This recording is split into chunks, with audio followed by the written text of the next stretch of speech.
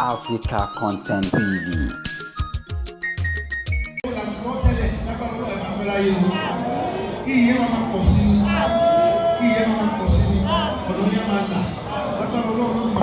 Gbogbo àdáwọ̀ lè yíká yóò ṣe orí báyìí òun náà ló máa ń túmọ̀ inú gbogbo ọ̀nà olókùn àtẹlẹsẹ̀ òwú ètùtù báyìí kò lórí rí o ẹnu wá báyìí kò jọ rí o ìmọ̀tún ìmọ̀jọ ìmọ̀ ẹni ní òfin tọ́jú alẹ́ tọ́sọ̀ bá ti kọ́ báyìí ìmọ̀ ẹni ní máa túká ni àwọn tó fẹ́ràn yín ìmọ̀ wọn máa túká ni. Ìkọ̀tà ẹbí ní ṣagbára ẹbí ṣọwọ́kùnrin ayé òkú ayé.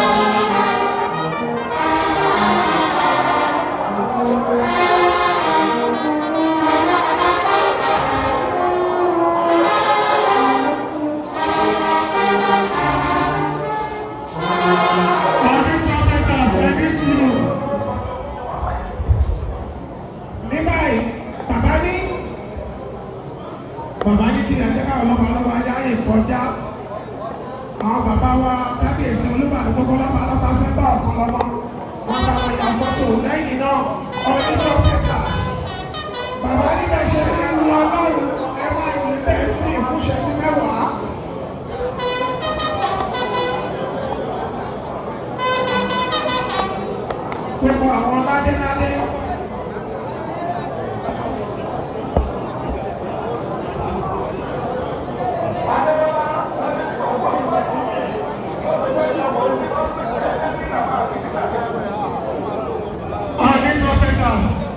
Kindly observe, please.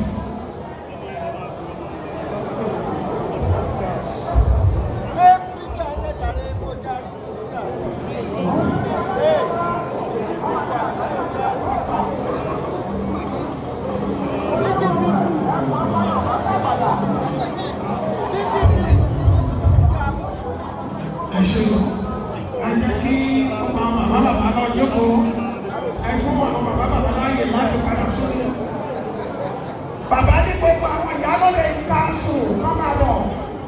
Bàbá bọ̀ ìyá ní gbogbo àwọn ìyá ló lè ká bọ̀. Gbogbo àwọn olórí, bákan náà àwọn olórí bàbá wa kábíyèsí ọ̀rí látọ̀rí olórí Fọláṣadé Láṣí Ògúnwùsì Ọ̀jájá, olórí Dr. Pásọ̀rọ̀ Tèmítọ́pẹ́, ẹni tògúnwùsì ẹgbẹ́ tí wọ́n ráyè kọjá, ẹgbẹ́ káwọn olórí ráyè kọjá.